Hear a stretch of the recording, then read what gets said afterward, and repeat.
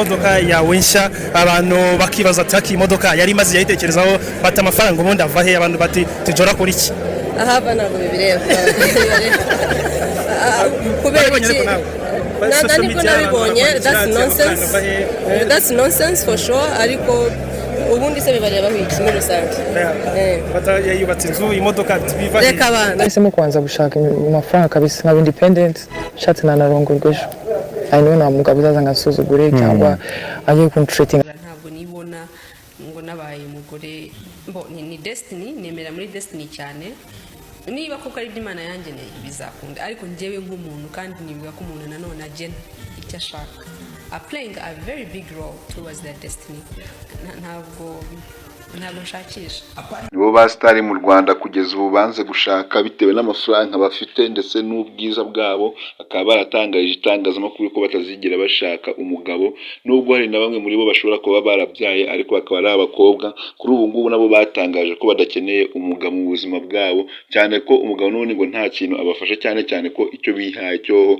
ku ntego zabo ari ugushaka amafaranga kurusha ibindi byose ndetse n'ibirenze n'ibijyanye no gushaka kuko niyo ubaganirije ku bijyanye no gushaka bagutera utwatsi bakubwira ko batemerewe gushaka cyangwa se igihe cyabo kitaragera kandi mu by'ukuri imyaka yabo bafite cyangwa se itabemera kuba baba abakobwa ibemera kuba baba abantu baba mama bafite n'abana babo mu ngo zabo kugeza ubu ngubu bakaba bagiye batangaza amagambo menshi mu itangazamakuru agaragaza ko badakeneye gushaka ndetse nta n'umugabo mu buzima bwabo baba banakeneye ahubwo icyambere cyabo icyo bashaka ko ari ukuntu batunze amafaranga menshi cyane bafite mu mafaranga menshi cyane abarirwa mu miliyari ibikorwa bakora inyubako bagenda bubaka cyangwa se imodoka nyinshi bagenda bagendamo ni bigaragaza ko bafite amafaranga menshi cyane ariko abafana bo bakaba bagenda bababaza rimwe na rimwe ese muzashaka ryari ko mudashaka abagabo muri iyi video tukaba tugiye kureba hamwe top 10 y'abakobwa mu Rwanda bafite amafaranga bigwijeho amafaranga menshi cyane ariko bakaba baranze gushaka niyo unayibabwiye ku buryo babumva banagukubita gusa guys nkuko musanzwe mubimenyereye byora kuri top 10 tukamanuka kugera kuri top 1 ariko ni muri ko n'ubwa migeze kuri channel yacu ya PQS TV ndakunyinze kuri subscribe yuko gufungura inzogera kugira ukomeza kwa natwe mu zindi video tubategurira umunsi ku munsi gatanu kuri gatanu twose reka tugende ku mwanya wa 10 nkuko dusanzwe tubimenyereye ku mwanya wa 10 turasanga umunyamideli kazi Catherine Bashabe kurungu wamamaye nka Kate Bashabe uwo mukobwa rero ni umukobwa ufite amafaranga menshi cyane ku buryo imitungo atunze abantu benshi bagenda bamubaza ati ngo ese kudashaka umugabo bimeze bite Kate Bashabe rero ikintu namumenyaho nuko ubu ngubu Kate Bashabe kugira ngo amenyekane cyangwa se abe umuntu mu bakobwa mbere bashobora kuba bafite amafaranga mu Rwanda bigaragara ko Kate Bashabe yarangije amashuri mu mwaka wa 2010 kuvuga ngo Kate Bashabe yagiye mu irushanwa ry'ubwiza rya MTN ndetse iryo rushanwa bivuga yuko Kate Bashabe iryo rushanwa yarigiyemo akaryegukana byanatumye agenda anamenyekana hirya no hino mu Rwanda ku bwiza bwe ndetse akimara kwegukana irushanwa Kate Bashabe yabonye akazi muri MTN yuhagarariye abandi bakobwa mu bwiza ibyo bintu byagiye bituma Kate Bashabe agenda amenyekana hirya no hino mu Rwanda ibikorwa yagiye afungura bigiye bitandukanye Kate Bashabe kandi binavugwa yuko yanagaragaye mu rukundo n'umuhungu wa perezida wo muri Afurika y'Epfo abantu benshi murabizi ko Kate Bashabe nawe yagize ajya mu rukundo ariko nubwo yagiye mu rukundo bamubazaga ko ashobora kuzashaka umugabo akagutera utwatsi akagushwishuriza kugeza kuri ubu rero Kate Bashabe akaba amaje kugira imyaka 35 yose nta mwana nta mugabo kandi niyo unamuganirije ibyo bagabo aba yanagukubita cyangwa se akaba yanagufungisha Kate Bashabe rero ubu ngubu ni umunyamafaranga cyane by'umwihariko kuko anafite shop ari Kigali shop rero ikaba yitwa Bashabe shop ni shop icuruza imideli by'umwihariko ibijyanye n'ubwiza bw'abakobwa cyangwa se inkweto n'imyambaro ndetse iyi shop byatumye Kate Bashabe igenda imumenyekanisha hirya no hino mu bikorwa bigiye bitandukanye bye bya buri munsi cyane ko byanabaye ko anahabwa n'inshingano zo kujya ajyana imideli ye hanze akayigemurira mu bindi bihugu bigaragaza ubwiza ibyo nibyo byagiye bituma Kate Bashabe agenda aba umukobwa mu Rwanda ufite amafaranga kandi utunze koko binagaragara Kate Bashabe ikindi kintu nuko afite inzu yamutwaye miliyoni 300 ni inzu iherereye hariya ku musozi wa Rebero mu mujyi wa Kigali iyo nzu Kate Bashabe nayo ni inzu yamutwaye amafaranga menshi miliyoni 300 rero yari Kate Bashabe umwe mu bakobwa banze gushaka mu Rwanda akaba afite amafaranga menshi cyane ku buryo nta n'ikintu babura gusa Kate Bashabe iyo umuganirije akubwira ko umugabo atari kimwe mu bintu akeneye kugira ngo abashe kuba yabaho ariko akakubwira ko amafaranga aricyo kintu cya mbere gitunze kandi kitanabashije kuba cyatuma umuntu kuri ino si abaho. Rero ya Kate Bashabe umukobwa wa 10 mu Rwanda wanze gushaka ngo arashaka imitungo myinshi irenze ndetse no kugira ngo abagabo batazanamusuzugura azanashake ko afite ayo mafaranga. Anavuga ko bukeye nanabyuka nakoze nuko kubera amafaranga amaje kubona. Uyu rero Kate Bashabe umustar 10 cyangwa se mu bakobwa 10 mu Rwanda bakuze banze gushaka. Ku mwanya wa 9 rero turasanga umuhanzikazi akaba n'umunyamideli icyarimwe Ingabire Sunlight Dorcas wamamaye nka Sani, ngira abantu benshi muramuzi, yakuranye indirimbo na Bruce Melody, akaba yaramwishyuye miliyoni 30 z'amafaranga y'amanyarwanda kugira ngo bakorane iriya ndirimbo Kungora. Akaba ari indirimbo ya mbere yayikoze, ndetse iyi ndirimbo yayikoze mu buryo bwo kugira ngo yinezeze cyangwa se yishimishe. Ubu rero Sani bigenda byari byinshi byagiye bimuvugwaho, cyane cyane ubu ni bivugwa yuko afite umwana, ariko ngo uwo mwana akaba yaramubyaye mu buryo atahuye n'umugabo. Ni ibintu byagiye kubona abona birabaye, abyaye umwana atarigeze abonana n'umugabo.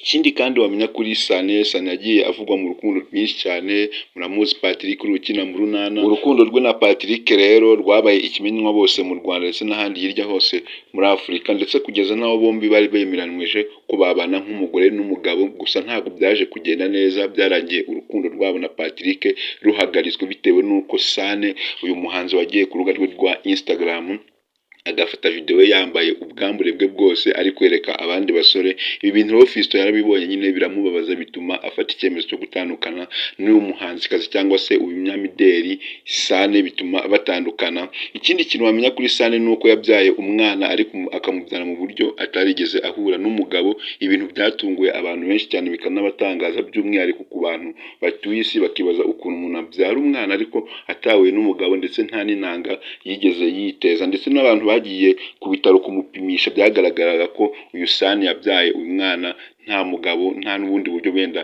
yakoresheje kugira ngo abashe kuba yabyara uyu mwana. Uyu Sane rero akaba yaragiye akorera mu bihugu byinshi cyane amurika imideli, nk'urugero nabahereza muri Thailand ndetse no muri Kenya. Gusa kuri ubu ngubu muri Kenya nicyo gihugu akoreramo iminyamideli cyane cyane ko nawo anatuye we n'umwana we. Ikindi kintu kuri Sane rero nuko yabaye umukobwa wa mbere mu Rwanda cyangwa se muri Afurika witukuje kurusha abandi bakobwa cyane, yisiga za mukorwa bitewe n'uruhu rwiwe, kubera ko yajyaga ajyana imideli cyangwa se gusaba akazi mu gihugu cya Thailand bakamubona nk'umwirabura, kandi byateye nyine byamukoteye impagara nyinshi cyane, nyine bituma afata umwanzuro wo kuba yakitukuza. Niyo mpamvu yagiye aba umukobwa wa mbere witukuje mu Rwanda cyangwa se muri Afurika kurusha abandi bose. Uwo rero akaba yari umukobwa wa 9 mu Rwanda mu basitari banze gushaka kandi bafite amafaranga batanateze no gushaka.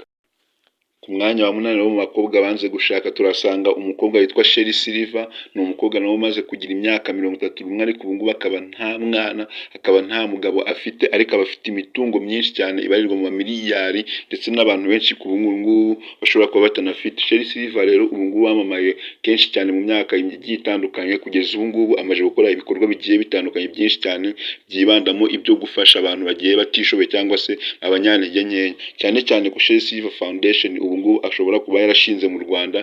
Ni imwe yatumye igenda amenyekana cyane cyane mu Rwanda, cyane ko muri Afurika atarazwi cyane birenze, kuko uyu Sherry Silver yakuze akurira mu bihugu byo mu Burayi n'ibindi bintu bigiye bitandukanye. Ikindi kintu Sherry Silver Foundation nuko yandikiwe ikibumbano hariya mu gihugu cy'Ubwongereza, cyane cyane bitewe n'uko ibikorwa byagiye abiharira ibintu bijyanye no gufasha. Ikindi kintu nuko yamenyekanye cyane cyane abyina, kugeza ubu ngubu ubuzima bwe hafi ya bwose akaba yarabuhariye ibyo bijyanye no kubyina. Sherry Silver kandi ikindi nanone nuko yagivuzwe mu rukundo cyane cyane na Element Producer. Abantu benshi murabizi mwanateho comment, gusa kuri ubu ngubu yaraje avuga ko ibyo bavuga ari amabeshyo, ahubwo ubuzima bwe yabuhariye Yesu kandi nta mugabo atize kuzana. Sinzi niba ibyo bari kuvuga ari ibyanyabyo cyangwa se igihe kizagera bagashaka. Ku mwanya wa 7 rero turasanga umukobwa kazi cyangwa se umuhanzi kazi Bwiza Emerance wamamaye nka Bwiza. Nubwo uyu Bwiza adafite imyaka myinshi cyane, ariko nawe ari mu bakobwa bashobora kuba bafite amafaranga mu Rwanda, kuko binavugwa yuko amaje kuzuza akageretse mu mujyi wa Nyamata mu karere ka Bugesera. Ni umuhanzi wagiye uvugwaho byinshi cyane mu bijyanye n'urukundo, nta bintu byinshi yagiye anga. Gusa abantu benshi bagiye bavuga ko uyu muhanzi yigeze gukunda umuhanzi witwa Juno Kizigenza, nubwo nyuma yaho yaje kugaruka abinyomoza. Uyu mukobwa nawe nta muntu bajya bavuga mu rukundo avuga ati ngo mfite umukunzi cyangwa se mfite umwana, nta mwana nta n'umugabo uyu nguyu umukobwa nawe afite, nta bintu byinshi byo kumuvugaho. Ku mwanya wa gatandatu wo mu bakobwa banze gushaka mu Rwanda turahasanga umunyamideli Mbabazi Shadia wamamaye ku mbuga ze nkoranyambaga nka Shadibu. Uwo mukobwa nawe akaba amaze kugira imyaka 33 nubwo kuri ubu ngubu we ashobora kuba afite abana babiri abyaranye na Meddy Saleh. Benshi kandi mwagiye mubivugwa ko yagiye mu rukundo ndetse banabanye na Meddy Saleh, ubu ngubu akaba afitanye n'abana babiri. Gusa Shadibu ubwiza bwe yabubyaje umusaruro kuko byatumye agenda yicara ku ntebe zigiye zitandukanye, anabona n'abahanzi bagiye batandukanye bakomeye muri Afurika, nk'urugero nabahereza na Davido ndetse na Diamond. Murabizi ko bavuzwe mu rukundo cyane nubwo nta gihe byamaze. Kuri ubu ngubu Shadibu akaba baratandukanye. Shadibu afite amafaranga ubu ngubu ndetse afite inzu nyinshi cyane zigiye zikodesha mu mujyi wa Kigali, afite inzu abamo ndetse n'ibindi bintu bikorwa bigiye bitandukanye Shadibu agenda ashoramo. Nawe ni umunyamideli ariko afite amafaranga. Iyo umuganirije ku bijyanye no gushaka rero uyu Shadibu nawe akubwira ko atiteguye kandi igihe kitaragera, kandi nyamaraga igihe kiri kuba cyanamujyana. Imyaka 33 amaje kugera ubu ngubu akubwira ko atiteguye kuba mutima w'urugo. Ku mwanya wa gatanu turahasanga umunyamakuru akaba n'umushyushyarugamba Bianca, nawe aza mu bakobwa ubu ngubu mu Rwanda banze gushaka kandi bafite amafaranga. Kugeza ubu ngubu rero Bianca akaba amaze guserebura imyaka 30 amaze ku isi avutse, ariko mu by'ukuri iyo umuganirije cyangwa se umubajije ku bijyanye no kuba yashaka akubwira ko atiteguye kandi nta gahunda afite yavuye kuba yazana umugabo, kandi mu by'ukuri ibikorwa bye bikomeza kugenda bigaragara bigenda bijya hanze ko nawe ari umukobwa ufite amafaranga cyane cyane muri showbiz nyarwanda, ariko akaba yaranze gushaka. Ku mwanya wa kane turahasanga umukobwa mwiza uteye neza abagabo benshi cyane ndetse bifuza, ariko kugeza ubu ngubu nawe utarakora ubukwe cyangwa se utarashaka, ku buryo niyo nabimubwiye nawe aba atashaka no kubyumva cyangwa se aba bihungira kure. Uwo nta wundi akaba yitwa Kirenga Shadia wamenyekanye nka Lolo the Queen ku mbuga nkoranyambaga, ndetse mwagiye munabyumva ko yanagiye anavugwa mu rukundo n'abahanzi bagiye batandukanye, by'umwihariko nk'urugero nabahereza Harmonize wo muri Tanzania. Uyu muhanzi byanavuzwe ko yanamuhaye n'imodoka ihenze cyane ya Range Rover. Iyi modoka rero Harmonize ko yahaye Lolo the Queen bitewe n'urukundo yamukundaga ndetse n'ibintu byinshi yagiye anamukora n'amafaranga agiye anamutakazaho. Uyu mukobwa bivugwa ko ahantu ariho yagiye akura amafaranga cyane cyane kuri aba bahanzi. Undi muhanzi wo bakundanye nawe ni umuraperi wo muri Amerika Drake, ndetse kuri ubu ngubu Lolo the Queen binavugwa yuko ubu ngubu bashobora kuba baranabyaranye n'umwana 2024. Uwo mwana rero akaba ari uwa Drake. Drake nawe niwe muhanzi kugeza ubu ngubu nawe wahaye Lolo the Queen ibintu byinshi cyane, byanatumye kuri ubu ngubu ashobora kuza mu bakobwa 10 mu Rwanda bafite amafaranga menshi, ariko kugeza kuri ubu ngubu akaba adafite umugabo cyangwa se niyo unabimuganirijeho aba guhungabunga. Ku mwanya wa gatatu turasanga umunyamakuru akaba n'umushyushyarugamba icyarimwe Anita Pendo. Anita Pendo rungu warangije amashuri 2006 agahita agenda i Kigali gushaka ubuzima, ndetse byaramugoye cyane kugeza ubu ngubu aho Anita Pendo yatangiye adandaza amakarito y'utubiswi acuruza kugira ngo abashe kureba ko yabona amaramuko. Gusa nubwo byagiye bivuga yuko yagiye ahindura ubuzima agafata, ubwo yatangiye gutangira ibintu byo kuyamusinga kuri za MTN, nibyo byatangiye kugenda bimuhindurira ubuzima. Kuri ubu Anita Pendo rero akaba afite abana, nubwo wehe adatangaza ko cyangwa se atavuga yuko atazigera ashaka, gusa Anita Pendo we abafite abana. Ku mwanya wa kabiri turasanga Nyampinga w'u Rwanda 2016 Mutesi Jolly. Mutesi Jolly kuri ubu ngubu akaba ari umukobwa akari mu bakobwa banze gushaka, by'umwihariko mu Rwanda wehe binavugwa ko yanakoze n'iperereza ku bagabo ngo asanga abagabo twese turimbwa cyangwa se tutuzuye mu mutwe. Cyane cyane ari kugenda avugwa bitewe n'ibikorwa ari kugenda akora mu mujyi wa Kigali, birimo nk'inzu amaje kubaka irenga miliyari y'amanyarwanda. Urumva n'amafaranga menshi cyane ku mwana w'umukobwa ufite amafaranga nk'iyo ngiyo.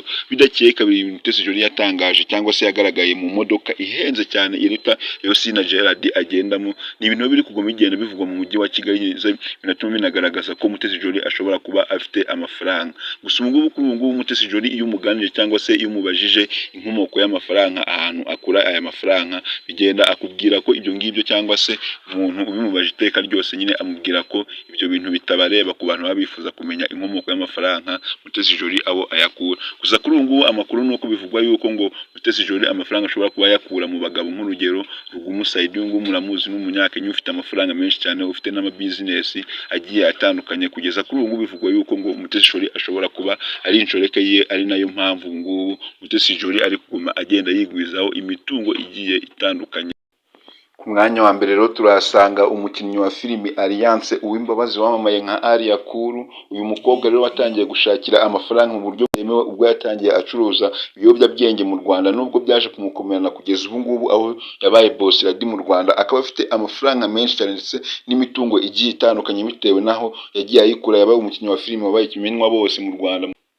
Alia Kuru kugeza kuri ubu ngubu nawe rero iyo umuganirije cyangwa se iyo umubajije ku bijyanye no kuba yashaka, akubwira ko adakeneye umugabo cyane cyane kurusha uko akeneye imitungo cyangwa se, kandi nawe imyaka ikaba ikomeje kumujyana. Mu by'ukuri ni ibintu nyine bikomeje kugorana. Guys, ndagushimira twabanye kuva iyi video rero itangiye kugera irangiye. Twari turi kureba hamwe top 10 y'abakobwa mu Rwanda beza cyangwa se bafite amafaranga n'imitungo ariko bakaba baranze gushaka. Mu by'ukuri ni ibintu biba bigiye bibabaje bitewe n'uko buri muntu aba agenda abyumva. Gusa ndagushimira twabanye kuva iyi video itangiye kugera irangiye, ariko nimba iyi video wayikunze ntibagiwe gukora like, utere comment nawe uko ubyumva ndetse unayishengere ku nshuti zawe. Gusa nimba ukunda n'ubwa mbere ugeze kuri channel yacu ya PQuest TV, yakunyize kuri subscribe, wibuke gufungura inzogera kugira icyo ukomeza kubana natwe mu zindi video tubategurira umunsi ku munsi.